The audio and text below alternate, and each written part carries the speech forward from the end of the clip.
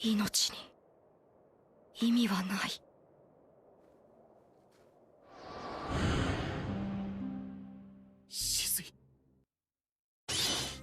Bonjour à tous, aujourd'hui on va parler de Itachi Uchiwa. On va voir quel niveau il aurait pu atteindre s'il était resté en vie. Avant de parler du niveau qu'il aurait pu atteindre, on va d'abord parler du niveau qu'il a atteint officiellement. Itachi Uchiwa est un ninja de rang S, grand frère de Sasuke. Itachi épatait déjà les membres de son clan puisqu'à 8 ans déjà il éveilla son Sharingan.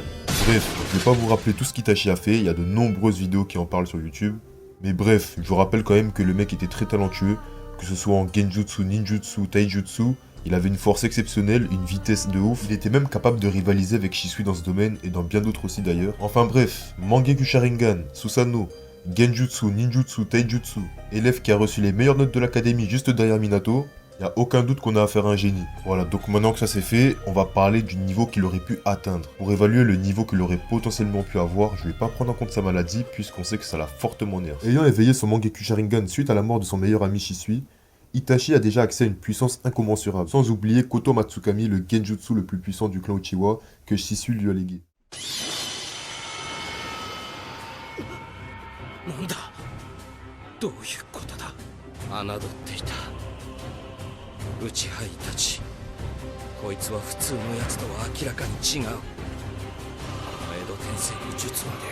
Sans sa maladie, Itachi est selon moi au même niveau que Naruto Kasem 1. Je vais m'expliquer pour que vous puissiez comprendre pourquoi. Itachi maîtrise le Katon, le Futon, le Suiton, le Inton et le Yoton.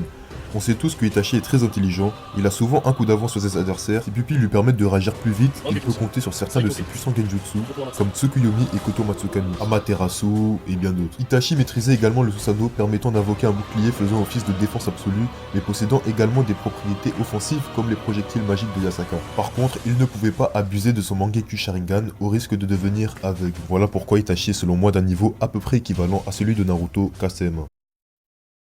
父さんが俺にとって最大の敵万華鏡シャリンガン同士の戦いになる。 Et oui, Fugaku Uchiwa fait aussi partie de ceux qui ont le Mangekyou Sharingan. On sait pas vraiment quels étaient ses pouvoirs, mais si Itachi avait récupéré le Mangekyou Sharingan de son père, il aurait éveillé le Mangekyou Sharingan éternel et aurait ainsi fait partie des exceptions parmi les rares à avoir éveillé le Mangekyou Sharingan. Avec cet éveil, il aurait donc atteint un niveau qui l'aurait hissé au palier de Madara et Sasuke. Bien que pour moi Itachi Mangekyou Sharingan soit au moins du même niveau que Sasuke, l'avantage qu'il a par rapport à Itachi c'est que ses techniques sont améliorées, il dépense moins de chakra en utilisant son EMS et il ne perd pas la vue. Mais du coup, quel niveau Itachi aurait vraiment eu? On ne le saura jamais, mais peut-être qu'il aurait éveillé le Susanoo parfait comme l'a fait Madara. Et là par contre, on aurait eu un Itachi beaucoup trop fort, qui en plus d'un Susanoo parfait et d'un boost de toutes ses capacités, du bouclier de Yatta et des projectiles de Yasaka, l'épée de Kusanagi, bref, Itachi avec toutes ses capacités améliorées, un Susanoo parfait. Il aurait pu compter en plus de ça sur Tsukuyomi et Koto Matsukami. Et là, je sais que je vais faire plaisir à Vla les fanboys, mais franchement, Itachi serait vraiment plus fort que Madara. Donc là, il n'y a même pas débat. Dites-moi comment Madara pourrait vaincre Itachi s'il avait le Susanoo parfait, Mangekyou Sharingan, projectile de Yasaka, bouclier de Yatta. Moi, je suis ouvert à tout débat, donc ceux qui veulent, venez dans les commentaires et ça va débattre. Hein. Par contre, prenez cette vidéo avec des pincettes. Hein. C'était surtout une vidéo pour se faire une idée du niveau qu'Itachi aurait pu atteindre s'il avait les mêmes motivations que Sasuke ou Madara.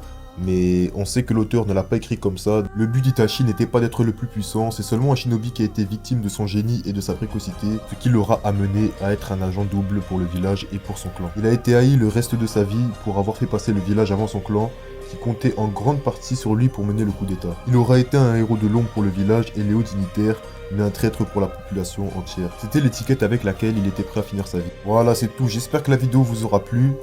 N'hésitez pas à liker, commenter, partager et voilà, hein, j'espère que ça vous aura plu.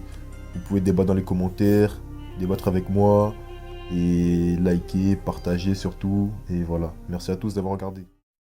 俺はお前をずっと愛している。